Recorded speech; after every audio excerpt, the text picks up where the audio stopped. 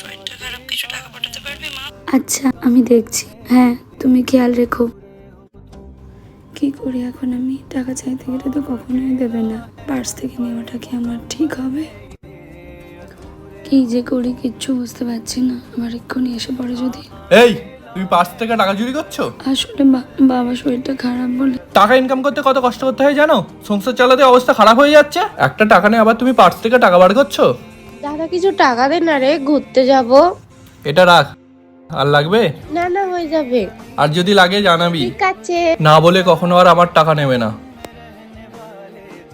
কোথায় যাচ্ছ? আমি একটু বেরোচ্ছি, তুমি সময় মতো খেয়ে নিও। কোথায়? অফিসে। হঠাৎ অফিস? তুমি জানো না আমি বিয়ের আগে একটা চাকরি করতাম? তোমার কথায় সেই চাকরিটা ছেড়ে দিয়েছিলাম, ভুলে গেছো? তোমাকে আর চাকরিটা করতে হবে না। কেন? আমি তো একটা ভালো স্যালারি চাকরি করি, আমার টাকা দিয়ে তোমার সকালটা সব পূরণ হয়ে যাবে।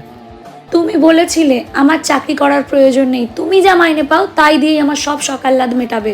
সকাল্লাদ মেটানো তো দূরের কথা, তুমি আমার বাবার চিকিৎসার জন্য সামান্য একটু সাহায্য পর্যন্ত করলে না, তার পাশে দাঁড়াতে দিচ্ছ না।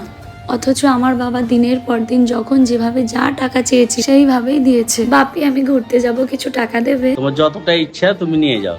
বেশি না, একটা হলেই হবে। আরো নাও। লাগলে নিয়ে যাও।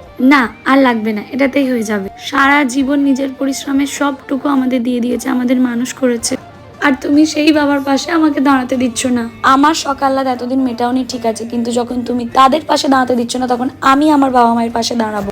তুমি যেভাবে তোমার বাবা মায়ের পাশে থাকো আমিও ঠিক সেইভাবেই থাকবো।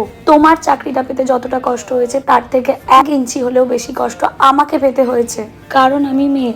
সবাই আমাকে আটকানোর চেষ্টা করেছে, পাড়া প্রতিবেশী আত্মীয় স্বজন, শুধুমাত্র বাবা মায়ের সাপোর্টে আমি চাকরিটা পেয়েছিলাম, আর তুমি তাদের পাশে আমাকে দাঁড়াতে দিচ্ছ না। আমি চাকরিটা করব আবার আজকে থেকে, সকলের পাশে থাকবো আমি। প্রতিটা মেয়ের উচিত সেলফ ডিপেন্ডেন্ট হওয়া, নিজের পায়ে দাঁড়ানো, কারোর কাছে যেন হাত পেতে অপমানিত হতে না হয়।